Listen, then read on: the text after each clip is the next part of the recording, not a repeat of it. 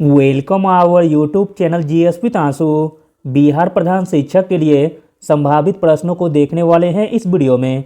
इसमें सारे के सारे प्रश्न बहुत ही सिलेक्टेड दिए गए हैं जो आपके एग्जाम में डायरेक्ट आने की पूरी संभावना है, इसलिए वीडियो को लास्ट तक जरूर देखें। स्टार्ट करने से पहले आप लोगों से एक ही रिक्वेस्ट है, प्लीज़ वीडियो को लाइक और किसी भी एक ग्रुप में शेयर जरूर कर दीजिएगा। चलिए शुरू करते हैं और आप लोग भी सोचिएगा अपना आंसर क्या हो सकता है। पहला प्रश्न है, अंतर्राष्ट्रीय न्यायालय में न्यायाधीशों की कुल संख्या कितनी होती है? इंपॉर्टेंट प्रश्न है। अंतर्राष्ट्रीय न्यायालय में न्यायाधीशों की कुल संख्या होती है 15। Option number B. अंतर्राष्ट्रीय न्यायालय का मुख्यालय है द हेग में, जो कि नीदरलैंड में पड़ता है। अगला प्रश्न है, विलियम फोर्ट कहाँ स्थित है? विलियम फोर्ट स्थित है कोलकाता में। अगला प्रश्न है, घाघरा का युद्ध किस वर्ष हुआ था? घाघरा का युद्ध हुआ था 1529 ईस्वी में। अगला प्रश्न है, द्वितीय बौद्ध संहिता कहाँ हुई थी? द्वितीय बौद्ध संहिता हुई थी वैशाली में। अगला प्रश्न है, रैंड किस देश की मुद्रा है? रैंड मुद्रा है नामिबिया देश की। अगला प्रश्न है, दिल्ली के सिंहासन पर अपने चाचा की हत्या कर बैठने वाला कौन था? इंपॉर्टेंट प्रश्न है। दिल्ली के सिंहासन पर अपने चाचा की हत्या कर बैठने वाला था Alauddin Khilji. Option number C. अगला प्रश्न है, साधारण नमक का रासायनिक नाम क्या है? साधारण नमक का रासायनिक नाम है सोडियम क्लोराइड यानी कि NaCl। अगला प्रश्न है, दक्षिण अफ्रीका से लौटने पर गांधी जी ने प्रथम सत्याग्रह डैश में शुरू किया? दक्षिण अफ्रीका से लौटने पर गांधी जी ने प्रथम सत्याग्रह शुरू किया चंपारण में। चंपारण सत्याग्रह 1917 में हुई थी। अगला प्रश्न है, विवेकानंद शैल स्मारक डैश नगर में स्थित है? विवेकानंद शैल स्मारक स्थित है कन्याकुमारी में। अगला प्रश्न देखते हैं, श्रीहरिकोटा रॉकेट प्रमोशन स्थल किस राज्य में स्थित है? तो दोस्तों, श्रीहरिकोटा स्थित है आंध्र प्रदेश में। अगला प्रश्न है, अंग्रेजों के खिलाफ प्रसिद्ध भारत छोड़ो आंदोलन महात्मा गांधी ने कब चलाया था?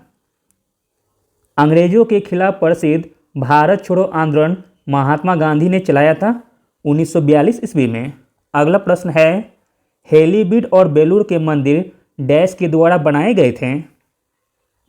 हेलीबीड और बेलूर के मंदिर बनाए गए थे होयसालों के द्वारा। अगला प्रश्न देखते हैं। अगला प्रश्न है, तृतीय पानीपत युद्ध में मराठे किससे पराजित हुए थे? तृतीय पानीपत युद्ध में मराठे पराजित हुए थे अफगानों से। तृतीय पानीपत युद्ध 1761 में हुई थी। अगला प्रश्न है, अकबर ने डैश के लिए राजपूतों की मित्रता और सहयोग मांगा?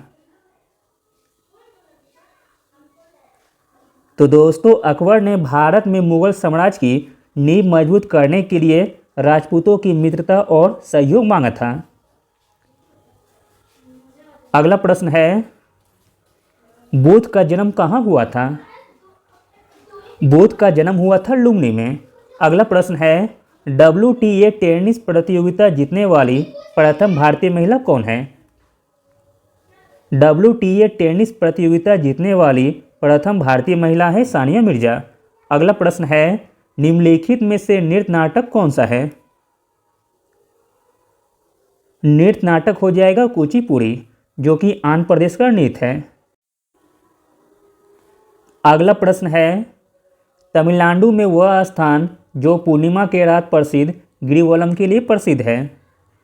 तो दोस्तों, वह स्थान है तिरुवन्नामलई। अगला प्रश्न है, वर्तमान में चेन्नई में पेयजल जिस योजना के जरिए लाया गया वह क्या कहलाती है? तो दोस्तों, वह कहलाती है मुल्ला पेरियार योजना। अगला प्रश्न है, भारतीय राष्ट्रीय कांग्रेस की प्रथम महिला अध्यक्ष कौन थी? भारतीय राष्ट्रीय कांग्रेस की प्रथम महिला अध्यक्ष थी एनी बेसेंट। जबकि भारतीय में हो जाएगा सरोजिनी नायडू। अगला प्रश्न है, निम्नलिखित में से किस अंग्रेज गवर्नर जनरल ने 1911 ईस्वी में भारत की राजधानी कोलकाता से दिल्ली स्थानांतरित की थी? तो दोस्तों वह अंग्रेज गवर्नर जनरल थे लॉर्ड हार्डिंग। अगला प्रश्न है, डिवाइन लाइफ के लेखक कौन हैं? डिवाइन लाइफ के लेखक हैं शिवानंद। अगला प्रश्न है, भारत के मुख्य न्यायाधीश की सेवानिवृत्ति की आयु कितनी है? भारत के मुख्य न्यायाधीश की सेवानिवृत्ति की आयु है 65 वर्ष, जो कि ऑप्शन में नहीं दिया गया है। अगला प्रश्न है, वह गवर्नर जनरल कौन था जिसने भारतीय शासन के साथ सहायक मैत्री का निरूपण किया था? तो दोस्तों वह गवर्नर जनरल थे लॉर्ड वेलेस्ली, जिसने सहायक मैत्री की नीति का निरूपण किया था। अगला प्रश्न है, किसने कहा था कि मध्यरात्रि की टंकार पर जब संसार सोता है भारत अपने जीवन व स्वतंत्रता के लिए जाग उठेगा? तो दोस्तों इसे कहने वाले थे पंडित जवाहरलाल नेहरू। अगला प्रश्न है, किसी वस्तु की त्रिमावीय छवियां रिकॉर्ड तथा पुनर्उत्पादित करने की तकनीक को क्या कहा जाता है? क्या कहा जाता है? तो होलोग्राफी, ऑप्शन नंबर सी। अगला प्रश्न है, कौन नाइटिंगेल ऑफ इंडिया के नाम से जानी जाती है? नाइटिंगेल ऑफ इंडिया के नाम से जानी जाती है सरोजिनी नायडू। अगला प्रश्न है, किस चोल राजा ने सिलोन पर विजय पाया था? सिलोन पर विजय पाया था वह चोल राजा थे राजेंद्र। अगला प्रश्न है, वर्तमान में भारत और पाकिस्तान के बीच विवादहीन परियोजना को क्या कहते हैं? आंसर हो जाएगा option number A, Baglihar hydro electric परियोजना। अगला प्रश्न है, मद्रास उच्च न्यायालय का न्यायपीठ किस शहर में कार्य कर रहा है? मद्रास उच्च न्यायालय का न्यायपीठ कार्य कर रहा है कोयम्बटूर में। अगला प्रश्न है, निम्नलिखित में से कौन सा रक्त समूह यूनिवर्सल डोनर कहा जाता है? यूनिवर्सल डोनर कहा जाता है रक्त समूह ओ को। अगला प्रश्न है, कौन सी ग्रंथि अश्रुस्रावित करती है?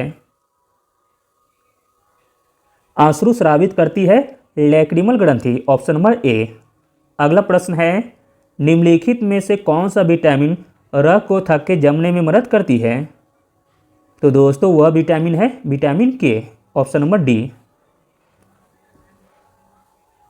अगला प्रश्न है, श्वेत श्वेताणु का प्रधान कार्य क्या है? रक्त श्वेताणु का प्रधान कार्य है संक्रमण रोकना। अगला प्रश्न है, धनुकाबाई जो मुंह खोलने की कठिनाई है किस रोग का लक्षण है? तो दोस्तों यह लक्षण है टेटनस का, ऑप्शन नंबर बी। अगला प्रश्न है, किसके अभाव से मधुमेह रोग होता है? मधुमेह रोग होता है इंसुलिन के अभाव से। अगला प्रश्न है, इंद्रधनुष किसके कारण होता है? इंद्रधनुष होता है विक्षेपण के कारण, ऑप्शन नंबर डी। अगला प्रश्न है, विटामिन सी का रासायनिक नाम क्या है? विटामिन सी का रासायनिक नाम है एस्कॉर्बिक अम्ल। अगला प्रश्न है, स्वयं कणों के वास्तविक संचलन के बिना पदार्थ द्वारा ऊष्मा अंतरण की प्रक्रिया है? आंसर है ऑप्शन नंबर सी, विकिरण। अगला प्रश्न है, ध्वनि किस में सबसे तेज यात्रा करती है? आंसर है इस्पात में। अगला प्रश्न है, प्रतिध्वनि ध्वनि तरंगों के किस कारण उत्पन्न होती है? आंसर हो जाएगा ऑप्शन नंबर सी, परावर्तन के कारण। अगला प्रश्न है, जल के बीकर में बर्फ पिघलता है तो बीकर में जल का स्तर क्या होगा? जल के बीकर में बर्फ पिघलता है तो बीकर में जल का स्तर वही रहेगा। अगला प्रश्न है, रिएक्टर स्केल किसे मापने के लिए प्रयुक्त होता है? रिएक्टर स्केल प्रयुक्त होता है भूकंप की तीव्रता मापने में। अगला प्रश्न है, स्तनधारियों में भ्रूण विकास कहाँ होता है? स्तनधारियों में भ्रूण विकास होता है गर्भाशय में। अगला प्रश्न देखते हैं, निम्नलिखित में से किस में सभी अम्लों के लिए समान तत्व है? सभी अम्लों के लिए समान तत्व है हाइड्रोजन। अगला प्रश्न है, आयनों के रसतन के लिए निम्नलिखित में से कौन सा प्रयुक्त होता है? आंसर है option number A silver nitrate. अगला और अंतिम प्रश्न है, लिपिड एक डैश है। लिपिड है एक प्रकार का वसीय अम्ल। Thank you.